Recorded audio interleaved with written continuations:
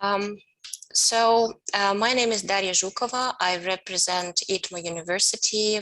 My colleague Maryam Rihani, also from ITMO, St. Petersburg, Russia.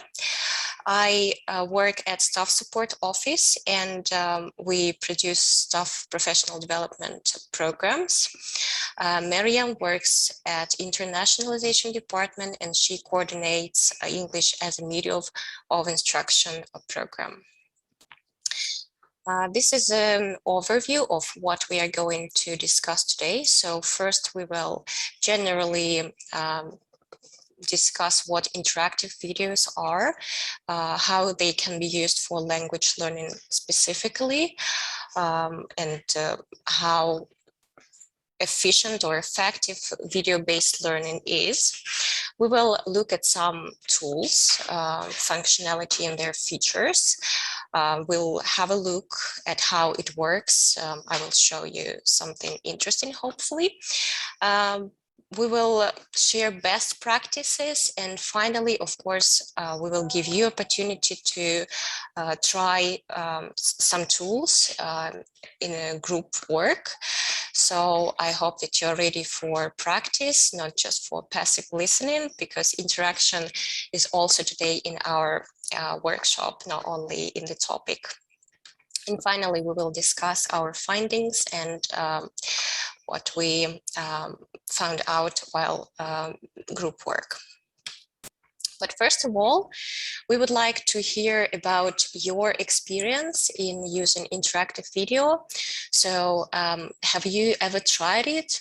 Please write something in the chat box. Have you ever created your very own videos, interactive ones, or just videos for enhancing your class activities?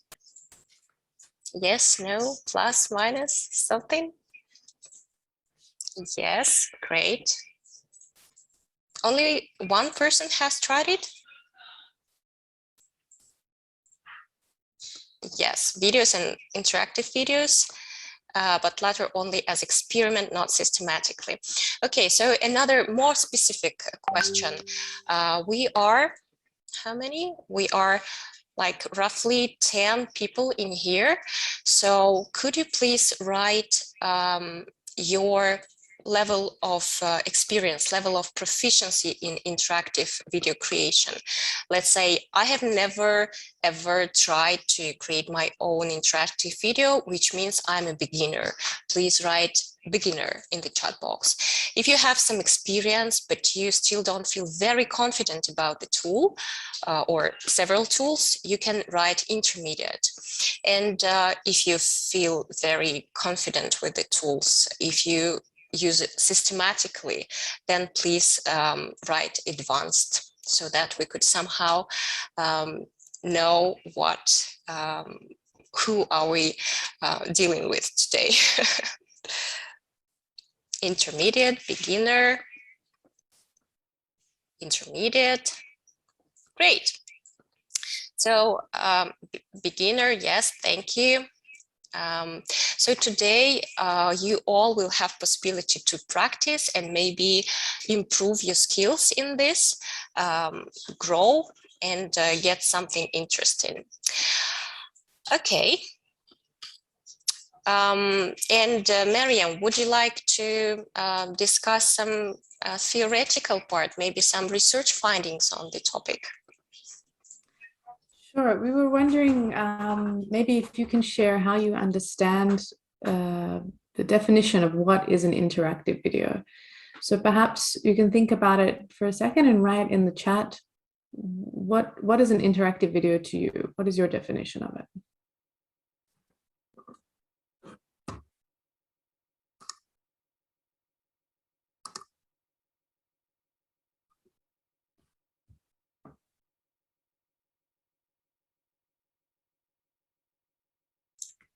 Can be one word, a sentence, an impression, anything you feel like.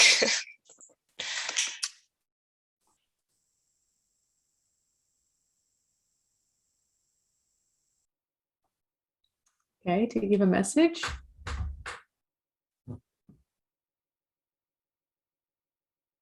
Any other thoughts? An interactive experience that includes, among other things, watching video clips triggered by user actions. Oh, I like that definition. Videos that engage the learners as active meaning makers. Great. These are great definitions, better than the ones we came up with. Would anyone else like to share? A video that allows the viewers to have some sort of interaction. Excellent. All right, let's see what else will come up. Dari, can you go to the next slide? So we wanted to share a little bit about our understanding of interactive videos. So essentially, videos are in themselves interactive when you think about it, because you can rewind, fast forward, pause, play. It's not something static. You can do what you like with it. But on the other hand, there are such tools that allow us to make a video more interactive by having things pop up that the user can click on or respond to. So maybe it's a link, or maybe they can do a quiz or multiple choice or answer a question. And then there are even more complex videos, which we're calling them multilinear videos, where the user can control the narrative. So it means that they can decide what happens next in the video. So depending on the choice they pick, then it takes them to a different kind of story. So these are kind of different layers of interaction if you look at videos. And a teacher, essentially, even with the first example here, can create interaction by, for example, asking the students to think about a particular question, to pause the video and think about a question and answer it in their notebook, and then continue. But today we want to talk about the second definition more so, which is essentially the examples that you gave as well in your definitions. So we just want to start by looking at the history of video in education. So this is even without interaction, just videos in general. So until this time, they have gradually become part of education, starting from training soldiers in World War II. And then educational television became popular in the 1960s. And then we had VHS tapes, which gave us the opportunity to bring videos into the classrooms. And then CDs, if you remember, I remember the language books at the beginning, they still have them. You have the CD and the last page. And then we got luckier as internet became more popular, and we have YouTube, smartphones, tablets, so we can just bring videos essentially to every classroom, to every student, to every home. And that makes the whole experience, it gives us a lot more possibilities. And then it brings interactive videos into our possibilities too. Can you go to the next one? So when we're talking about using videos in language learning, we also wanted to share some points that are useful for us to think about. So videos give us a chance to bring in authentic material that allows us to talk about or to share real world language and culture. And by using videos, we can give students an opportunity to hear native speakers as well. And it allows them to develop their fluency in the language. And also using videos is enjoyable. I mean, people like to see things and become, it makes the atmosphere more positive and happy. Can you go to the next one? So when it comes to interactive videos, one of the opportunities that I forgot to mention earlier is that we are able to check the comprehension of students. So as they go through the video, when they're kind of forced to click on something, forced to answer something, it's our opportunity to check their comprehension. So we just wanted to talk about also the importance of comprehension checking in a language classroom, which you all are very much aware of. But this is something that connects to interactive videos because it allows us to track how the students are learning. It allows us to see what they know so we can adapt our lesson plans based on their responses. Helps us understand if we should move to the next topic or not. And also Also retrieval practice, essentially, which is something that forces us to continuously testing our knowledge of a particular topic, has proven to have a long-term effect, a long-term positive effect on retention. And we looked into the research about interactive videos in general. And of course, the information is varied, and people are using different kinds of interactive videos. The interactions they use vary, but there are some comments on possible ways that interactive videos can be helpful. So this is one research that was done that suggested that interactive videos increase students' engagement.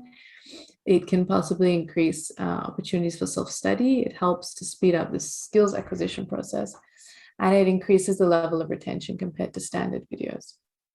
And then there was another study done that we can look that also shared that interactive videos can have a positive influence on students' attention, and was shown to improve the overall students' grades. And then there was one more that showed that interactive videos can activate students and promote learning, and that the feedback and control options in some of the tools that were suggested allows teachers to understand the students' progress. So of course, we don't know really are interactive videos the answer. So this is kind of provocative. Slide, we don't really know the extent to which interactive videos can make or break or change your classroom. It's a tool that you can use, and you will adapt it to your context, and you will see how it'll be useful within your own context. And there's of course a lot of uncertainty around this and any digital tool essentially that we use in our classroom. So there have been some positive effects, and it could be useful in your class, but we don't want to suggest that this is going to change your lives. But this is just something that perhaps could be useful. And if we look at this kind of experience from Edgar Dale, we can see that anything that forces us or allows us to say or to write or to do or to be active helps us to remember things better, and also it helps us to use higher levels of comprehension. So essentially we see interactive videos as taking videos to that next level and having the students to be more active participants in the process.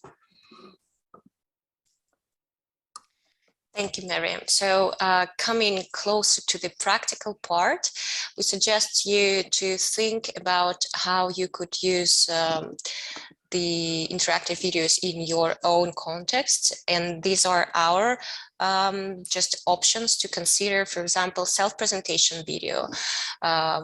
The research supports that young people, teenagers and kids, they spend a lot of their free time watching videos, not only for entertainment, but also for educational purposes. They self-educate themselves. So this tool, this method is already there in their life, and they feel very convenient using it. So why not to use it to, for example, break the ice in the beginning of the course, or to build your own professional personal brand and present yourself using a video which is interactive. It can be also used as a lead-in activity in the beginning of introduction of a new topic, as a pre-class activity, for example, in a flipped classroom, or tracking the progress to anticipate possible questions if you plan your class face-to-face or even a distant class synchronous one. So this could give you a hint what kind of question could be asked by your students and get prepared. For MOOCs and small personal open courses, of course, it can be useful. It goes without saying, very natural use of interactive videos. Students' progress check and formative and summative assessment depends on your needs in a particular point of your course. Post-lecture activity can be, for example, case-based teaching or problem solving, depending on the interaction you choose for your video. And summing ups, reflections, let's say, after one topic is studied by your students, you can try to engage them in reflection using the interactive videos as well. So, do you have any ideas how you would use interactive videos in your classroom? You can write in the chat or say out loud, depends on how you feel more comfortable. Only you know your context, and now we want you to imagine the situation in which you would like to use an interactive video. To bring in EdText to life, good idea, yes. The students would more eagerly get the information from a video than from EdText, right? Anything else?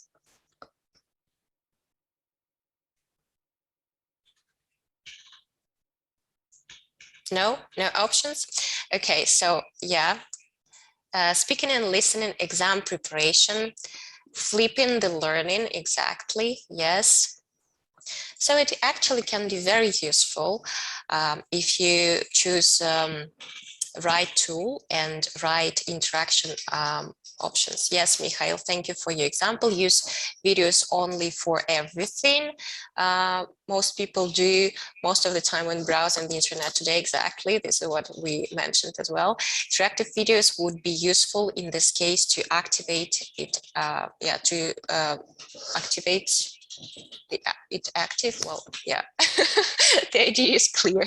To get feedback or to receive feedback from the students, right? Thank you very much for your options. And now I would like to present you some tools that we suggest. Actually, there are a lot of tools to choose from.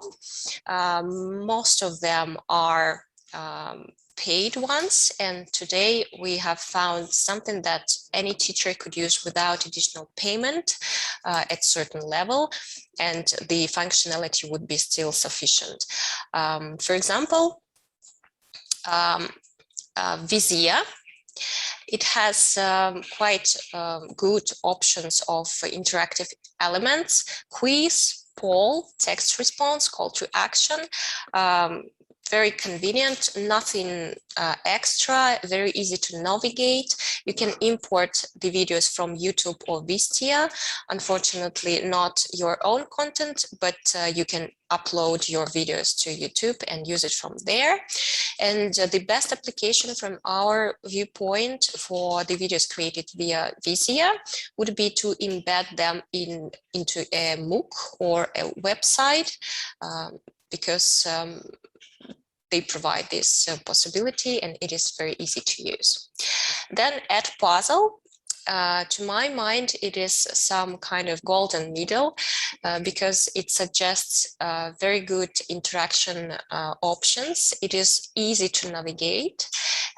It provides a lot of importing options, so you can use videos from YouTube, from your own videos, and the tool offer the plugin for your browser that helps you to record the video right away using this tool. It works in the way that you can actually embed it into your LMS or even Google Classroom, and we will try to make it today.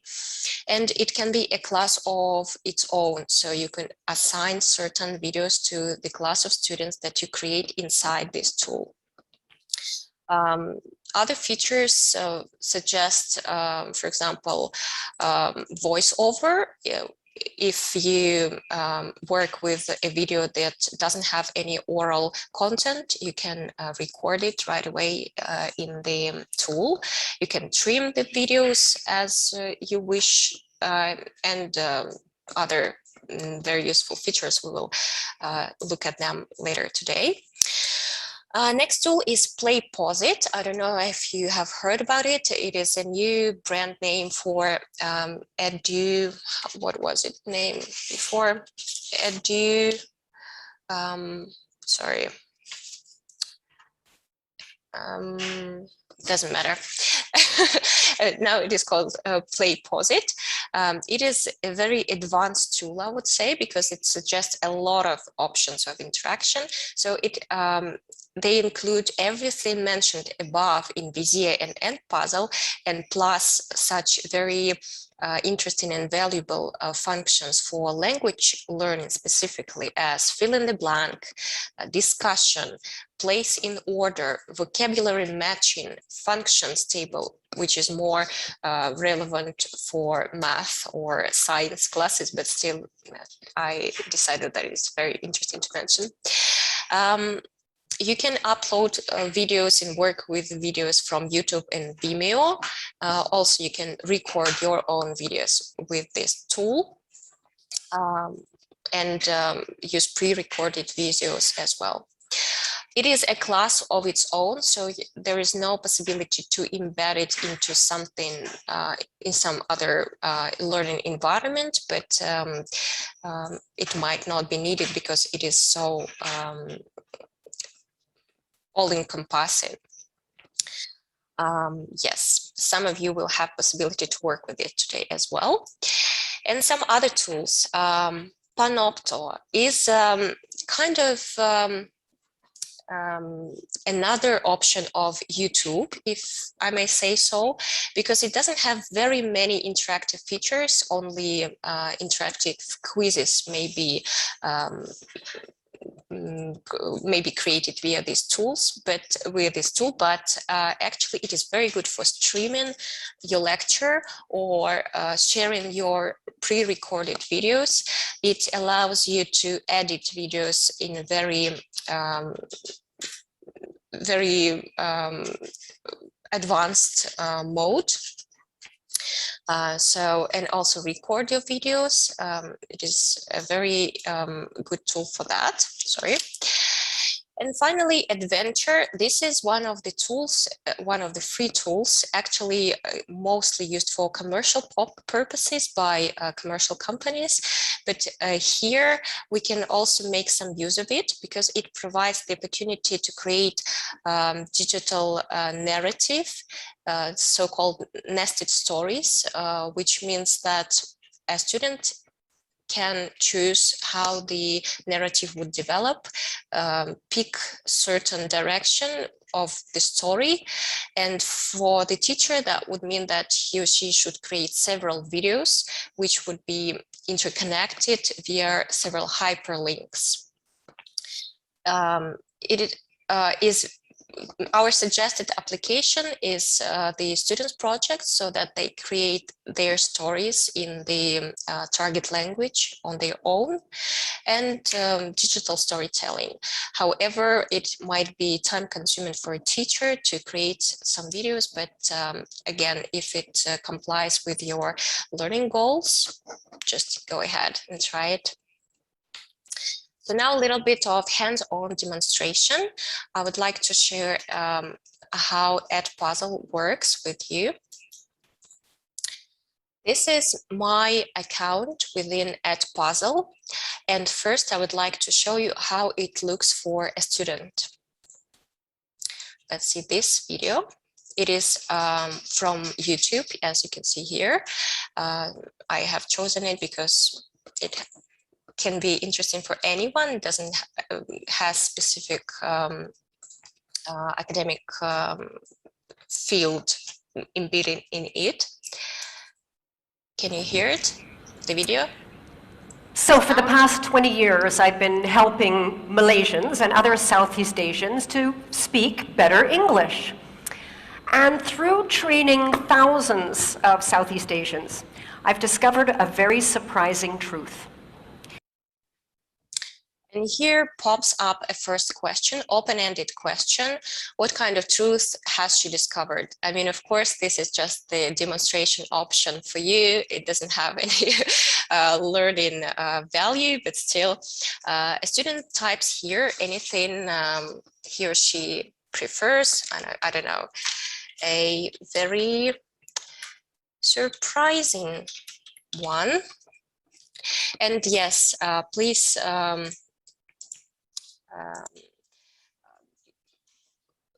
here is the option to rewatch. For example, if a student hasn't catch up the answer for this question or skip the question. This possibility can be turned on or off by you, by the teacher who creates the video. So again, depending on your needs. To be graded, and the student can see what he or she replied. I've discovered that how well somebody communicates in English actually has very little to do with their English level. It has a lot to do with their attitude towards English. Another means of interaction is a note where you can paste something you want the students to focus on, or a link to external source. For example, here I wrote that to learn tips on improving comprehension of a foreign language, check these supplementary files and comprehension topic in our Google Classroom, and link. There are people out there who have a very, very low level of English and they can communicate very, very well. One of them that I remember was a student, a participant of mine named Faisal. He was a factory supervisor. English level very, very low. But this guy could just sit and listen to anybody very calmly, clearly, and then he could respond, absolutely express his thoughts beautifully at a very low level of English. So today, here is the multiple choice question that pops up. And a student picks the option he or she thinks is correct. Let's say I'm not an attentive student. I pick a wrong answer. I click continue, check, and I can see that the correct answer is this one. So today I want to share with you. So that's basically it. This is how you can activate the learning of your students. And now let's see how it looks for a teacher, how to create and edit this video. So first of all, as I mentioned before, the content that you may use is actually incredible. You may use a lot of sources. So here in community, you can see all the videos that were shared by other users of the tool. You can see how exactly they used it, what kind of question did they ask, and you may use it as well because they are in open access. My school, this is another interesting source of inspiration. Here I can see all the videos my colleagues from ITMO University worked with. So for example, if you have same discipline that you teach with your colleague, you could share a video and create it together. You can also filter the subjects, grade level, well, and yes, show only start content. Might be useful if you have too many. And finally, YouTube. Here are some very convenient tabs that you may use. For example, National Geographic would be something very natural for us today to try out. I like this one. I have tried it yesterday and it looks good. So it's a clear video. It doesn't have any interaction yet, but here you can see that others have already tried to include some interaction here. And if you need to benchmark, you can have a look, or you can create your own option without looking at someone else's experience. Let's see how it works. So we click edit here. Sorry. And this is how it looks for us. We can first trim or cut the video to let our students see only relevant content. For example, we want to make it shorter.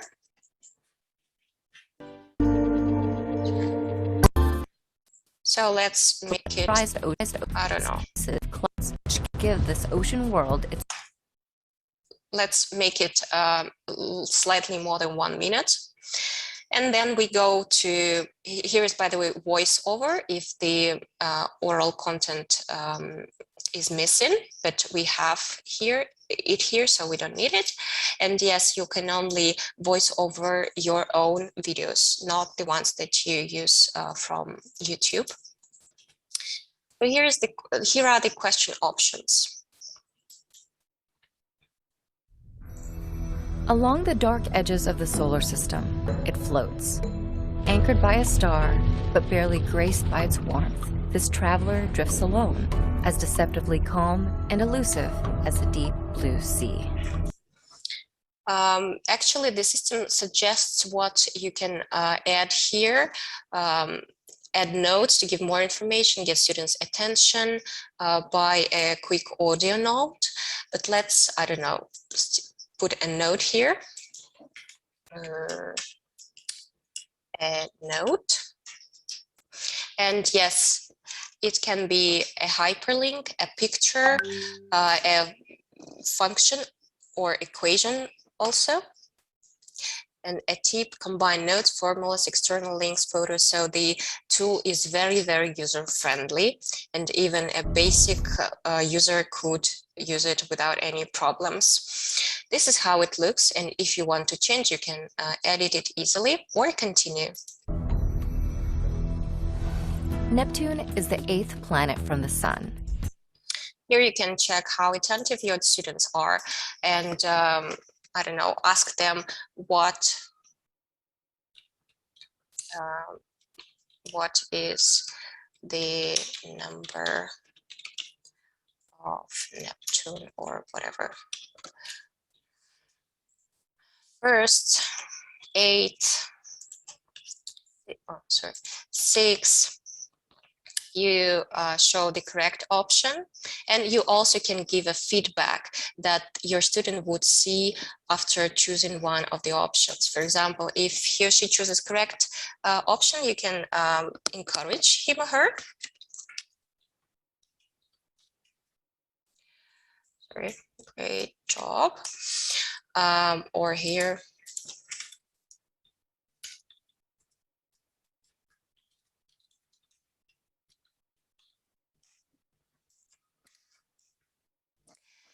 for example, and save it. And check how it would look. And the feedback will only be displayed once students submit their responses. At about 30 times the distance between our star and the Earth, or 30 astronomical units. I don't know what we haven't totally, open-ended question. I don't know what kind of open-ended question could be suitable here. You can imagine something on your own. But it should be a question that encourages some reflection or critical thinking, for example, of your students. And here you can also switch on audio responses, and you may ask them to give you audio responses if, for example, you want to check their pronunciation here. This is how it looks. So this is basically it. Benefits, this is what we thought. Video-based learning has some positive characteristics. Maria would like to maybe add anything to this. No. Oops. Okay. Okay, so as we discussed, it definitely activates students it makes them more active in their learning, in their skills acquisition. It may help them to follow or create their own learning path, to learn at their own pace, and generally create a positive atmosphere. It doesn't matter whether in the face-to-face class or distant class or asynchronous synchronous work. It gives some culture-based experience, which is especially valuable for language learning. It increases fluency, oral, audio comprehension, enriches vocabulary of learners, especially if we take the original content produced by native speakers. It is an alternative way to present information, not the traditional or maybe to some extent boring way. It has positive influence on students' attitude towards the topic because it's easy and fun. So it's a good possible option to present some complicated information, or at least to have a lead in this complicated topic. But it certainly has some limitations because it's hard to measure its effectiveness. It's hard to measure whether the students have actually understood what you were trying to say in a video, because as Maria mentioned, they can just skip it and randomly answer your questions, and then it would mislead when you monitor their progress. So it should be a complementary tool. Sorry, access problem to where? We're just discussing things in the chat. Didn't mean to interrupt you. Yeah, okay. So I'll continue. Creating a video might be time consuming on the one hand, but on the other, you can reuse it. You can create one video and reuse it several times, editing it depending on your needs in this particular case, but still, yes, it takes some time.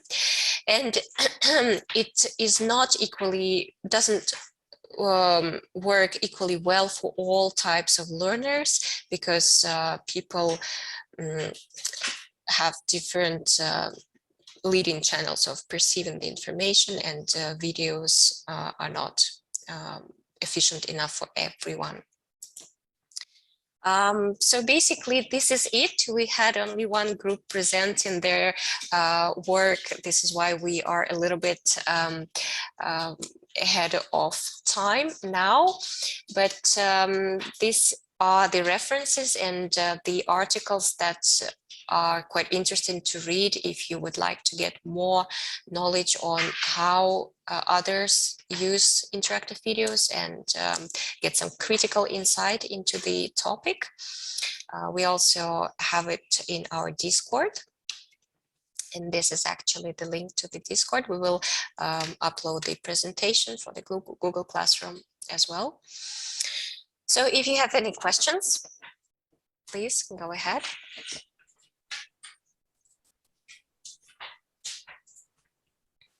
My question would be if you can share a bit more of how you use interactive videos in terms of the infrastructure. Which of the tools do you personally use? How do you connect it to your learning management system?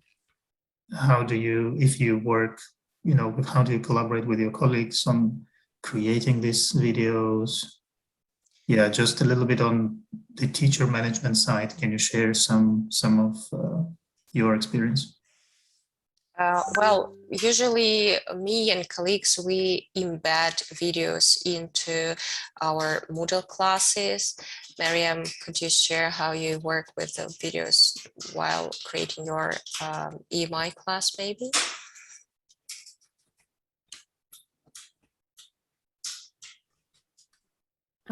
Actually, we haven't used the interactive videos within our Moodle course yet. Something that we're still learning about at the university as well. We've had some teachers who use it in usually during their classes, or they ask the students. I think the traditional way is just to send the link to the website. So the examples that we gave are ones that you can send the student directly to the website, like EdPuzzle, or you can connect it to your Google Classroom and then they can access that way and you can keep the feedback. We haven't had much luck with embedding it in Moodle. This is just our language center that I'm referring to, because with Moodle you have some limitations, as we were talking about with H5P, that like we had trouble having the person who's running our Moodle incorporate the H5P plugin into Moodle. We had it earlier and then we got rid of it, and so that has some complications. So the easiest way so far has been individual teachers have just used some of these websites and just sent the links directly to the students. So that's been our experience so far, but not so much with embedding, and we don't have an overall university experience with these videos. It's more pockets of people that are trying it. So I think there's still a way to go, and we'd like to learn more about it. So I have two different experiences with how that works. One is in my university that is using Blackboard and Panopto. And Panopto actually can connect with the Zoom, and all my Zoom recordings are available automatically in Panopto. And I can even share how that looks, because I think it looks interesting, but I need sharing rights. Screen share. Just a second. Yes. You should have it. No, I don't. You can go to security down below there and allow everyone to share screen. Yes, I have. This option is set. Okay, you need to stop sharing yours. Oh, right. Okay. Sorry. Okay. So this is NTNU is my university, and Panopto is there. So when I just open it, it gives me all the openly available videos there, but I can go to my own stuff. Some reason it's not there. Shared with me. Yeah, so I have a couple ones shared with me. And there, again, this is DC4LT shared with me by Tourt. So what it has here, it has automatically detected some parts of the video that and when the presenter, for example, is switching slides, and it creates sort of a timeline. It doesn't always make it very well, but it still gives some sort of a timeline. So, but I can also edit this, and I can embed this video into a Blackboard, or I can just give a link to the students, and if they log in with their university to watch the video, they would need to log in with their university email address and password. So it's somewhat limited in that case. And it looks a little bit different if you try to use it without corporate assignment, let's say, because for an individual, it has much less functionality. And also, for example, for Russian users, it is impossible to use because I needed to apply some tricks in order to use it from my corporate computer. Yeah, I mean the other thing I wanted to share with you is a course that we built in a project, and that is on an open source version of Moodle. We basically made it ourselves. It's not based in any university, and it's open for everyone. And here we used H5P mostly to embed all the content. So I could go here. We uploaded all the videos to YouTube, and in some of them we have some interactive content by H5P, but I don't remember. We didn't add them in all the videos. But and we use H5P here only for videos. So I will try to click one more and see. Yeah, it has at least, we can embed you know, timeline things and some summative assessment questions in the end, so that the students we can just leave them to watch the video, but in the end we ask them about what they watched. So that wasn't too difficult if you have the full administrative rights of your Moodle and of your H5P. And I think most problems I've seen before arise from when a third-party organization is managing your LMS, like a Moodle that is managed by university and not by yourself. Yeah, I agree. With Moodle, we also have some problems.